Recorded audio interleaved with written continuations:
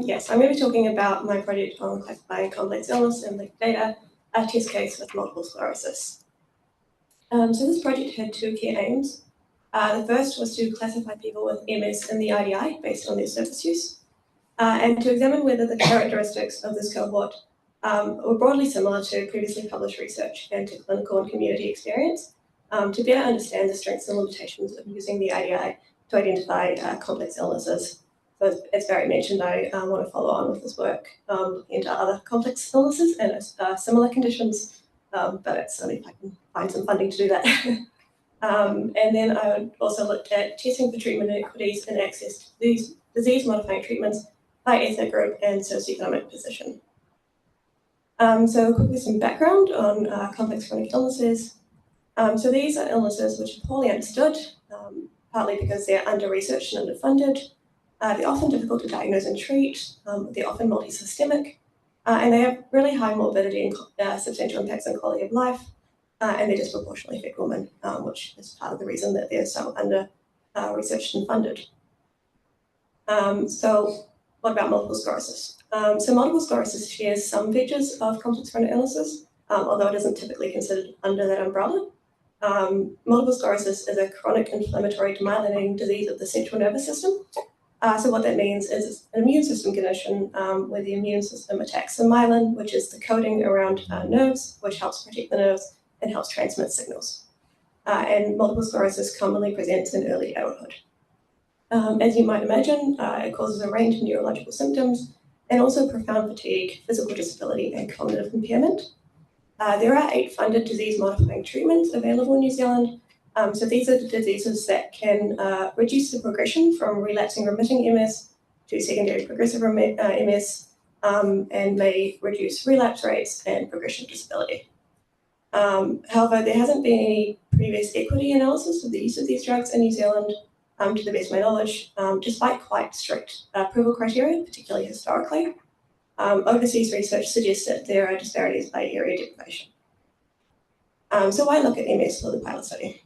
So MS shares some features of complex chronic illnesses, but unlike many complex chronic illnesses, it's likely to be relatively easy to identify in the IDI.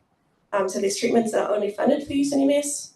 It's also common for people with MS to be hospitalized, especially prior to the widespread use of high-efficacy disease-modifying treatments. So hospitalization rates seem to be going down over time, which is good. There's also flags for MS and Socrates inter-eye data sets.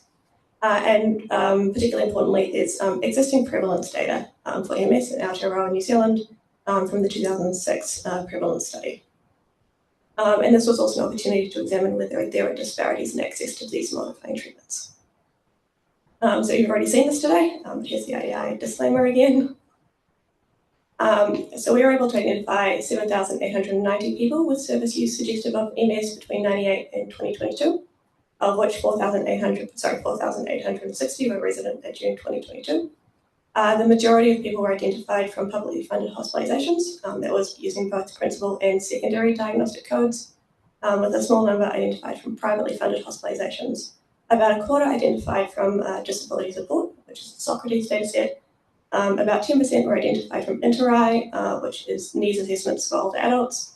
And about a third of the cohort overall, and nearly half of those resident in June 2022, were identified from pharmaceutical records using those 8 funded disease-modifying treatments, which are only commonly used in MS.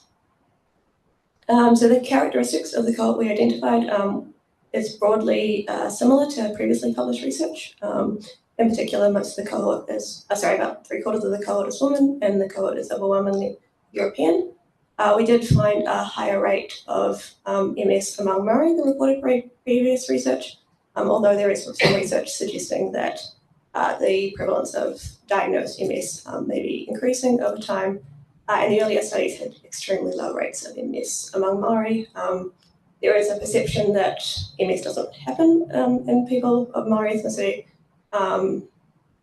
but we did hear from community groups that it's particularly difficult for people who are Maori and Pacific to get identified with MS, to get diagnosed with MS because of this perception. So we don't know how many cases we're missing. We also found a relatively high rate of MS among the Middle Eastern, Latin American, and African group. there's nothing to benchmark that against because the older studies didn't look at that group. We also found a latitudinal gradient, which is what you commonly see with MS, so more cases further from the equator. And the patterns we saw are broadly consistent with prior research, except we did find a slightly lower prevalence for Auckland than we might have expected. We're not too sure what's going on there. It might be to do with migration into Auckland over the last 20 years. So the earliest study major prevalence study was 2006. We also looked at patterns by area deprivation and found quite different patterns across groups. It is important to note that there's quite small counts for some of these groups, so this should be interpreted with caution.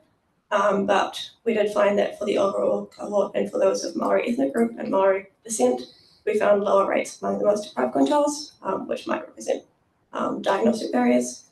However, for Europeans and Milau, we found the lowest rate among the least deprived quintile. Onto the treatment inequities. So we classified the 8 funded disease-modifying treatments into efficacy categories. The important thing to note here is that the high efficacy treatments are given by infusions in hospital settings. So people need to go to a hospital periodically and be there for several hours to receive the treatments. So we modeled the log odds of being dispensed disease-modifying treatments of different efficacy levels, including a no disease-modifying treatment category between November 2014 and March 2021. And we included everyone in a mutually exclusive category. So people were classified into the highest efficacy level of the drugs they received during the period. And we looked at all people diagnosed, where we had a record of them having MS prior to November 2014 and also prior to March 2021. This is a slightly odd way of doing this. Normally you'd sort of look at a pre-period and a post-period, but because we don't actually know when people were diagnosed with MS, and because MS, people can become eligible for these drugs after being diagnosed for some time, it didn't really make sense to use that pre and post approach. And also using the prior to March 2021 cohort gave us more counts for some of the small ethnic groups, which was important for looking at these groups. Despite that, these are still quite underpowered. So we looked at education, income, occupational socioeconomic position, deprivation quintile, and 5 level 1 ethnic groups, and those were total response. So people could be counted into any of the groups they identified with. That was from the personal details table. We modeled these with partial proportional odds models. So that models the odds between adjacent categories. The partial part of that is some of the control variables didn't have proportional odds across the adjacent categories of the different efficacy levels. So some of those were allowed to vary. So we controlled for age, gender, years since first record of MS, time alive in New Zealand over the follow-up period, infection and or cancer hospitalisation during the follow-up period or in the 2 years prior. That's because infection and cancer hospitalisations are contraindications for the higher efficacy disease-modifying treatments, and then also mobility-related disability, which is a proxy for the expanded disability status scale, which is part of the criteria for eligibility for disease-modifying treatments. We also did a sensitivity check controlling for urban, rural, using the geographic classification for health. And so I just want to say that these are preliminary results and they might change. And because there's pretty wide confidence intervals, small changes, particularly, you can see with the Asian group right on the edge there, move in and out, because they were at the 5% level. But odds ratios above 1 suggests that that group was more likely to be dispensed disease-modifying treatments, and less than 1 the reverse. So finding Europeans were more likely to be prescribed high efficacy DMTs, Maori were less likely to, Asians were less likely to in that the larger cohort. And then for the Pacific ethnic group, because the counts were so small, I just looked at logistic regression for a binary logistic regression for the odds of being dispensed any disease-modifying treatments and no disease-modifying treatments for those diagnosed prior to March 2021. And we did find that those identifying with Pacific ethnic groups were less likely to be dispensed any disease-modifying treatments in that period. For the socioeconomic findings, we found that those with educational qualifications were more likely to be dispensed high efficacy disease-modifying treatments, then those with no qualifications. Similarly, those in the highest income tertile were more likely to be prescribed high efficacy disease-modifying treatments than those in the lowest income tertile. There was no difference between those in high and low socioeconomic position occupations. We did find that those who were not working were less likely to be prescribed high efficacy disease-modifying treatments, but that's quite likely to be reverse causality, with people who are able to access the higher efficacy disease-modifying treatments accumulate less disability and are more likely to be able to work. And then we also found some differences by area deprivation, where those in the most deprived quintiles were less likely to be dispensed high efficacy disease-modifying treatments. Controlling for rurality made very little difference to the results, suggesting that it isn't to do with whether people live in urban or rural areas. And that was similar for looking at the socioeconomic findings, but I won't show those for time. So some important limitations to outline. So the first is that we will miss people with MS diagnoses, and we will also miss those with undiagnosed MS. And we don't know whether this is differential by ethnicity and or socioeconomic position. We'll also capture some people who are misdiagnosed with MS. So some overseas research suggests that it's in the range of sort of 10 to 20% of people diagnosed with MS have conditions that better explain their symptoms. So this cohort is useful for identifying patterns, not for getting exact counts. As I mentioned, we also had very small numbers for some ethnic groups. So it's important to interpret the descriptive analyses with caution and bear in mind that there wasn't a lot of power for the modelling. And also that we do not know the causes of these inequities and we can't control for all relevant clinical variables. However, it was possible to identify a cohort of people with MS that is broadly similar to previous research. There was also evidence of treatment inequities by ethnic group and socioeconomic position, although we didn't find any differences between meal-out and non-meal-out and between high SEP occupations and low SEP occupations. So I'd like to acknowledge SATSNZ for providing access to the IDI and for all of their support throughout the project. I really appreciate it. Also the wonderful community groups that we worked with on this project, Multiple Sclerosis New Zealand, both the National and the MS Auckland branch, Rare Disorders NZ, and the New Zealand Multiple Sclerosis Research Trust, who supported the project and helped contextualise the findings.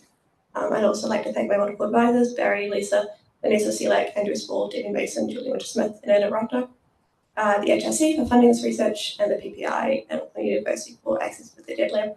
And thank you all for listening.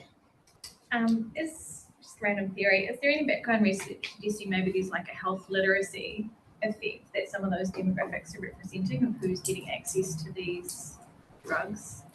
Not that I'm aware of, but yes, I'd imagine that that's probably got something to do with it, because there's really been quite strict criteria historically, including things like where you are on that EBS score, like having to walk a certain distance with I can't remember, it's unaided or aided. It's changed over the years. So you couldn't very much imagine that, going to your doctor and pushing for them, or your specialist pushing for these drugs may make a difference. Did you find anything in the older age group for morbidity? And often MS can be diagnosed when you're younger, like sort of motor neurone, but you do get cohorts further in the 50s or 60s. Was there any prevalence there? Yes, I looked at that, but I didn't present these results. Sorry. I got the exact prevalence rate, but yeah, there were some people diagnosed in the older age groups, and there was some differences by ethnicity. There were quite small counts. I'm not sure what to make of that. Did you see any movements towards accessible services after diagnosis away from rural areas? I didn't have time to look at that. And how are you feeling about the feasibility of looking at the other the other complex conditions? I feel reassured. So I was very surprised at the numbers that we were able to identify. Like, I know it's certainly, we're going to miss a lot more looking at more complex chronic illnesses. Like MS is a relatively well-served population when you compare it to something like ME or long COVID. But yeah, I was surprised. And the numbers were identified for hospitalization. I mean, that's a good point, though, because I mean, Nick Bowden, who we talked about a bit today, who did his PhD on autism spectrum disorder, he thinks he can probably detect, what, 55% of autism cases, if the rate of autism in New Zealand is similar to what it is overseas, using IDI data. So if you're getting in the ballpark of that or better, Yeah, I suppose it's hard to know. I would be happy with 50%. Yeah.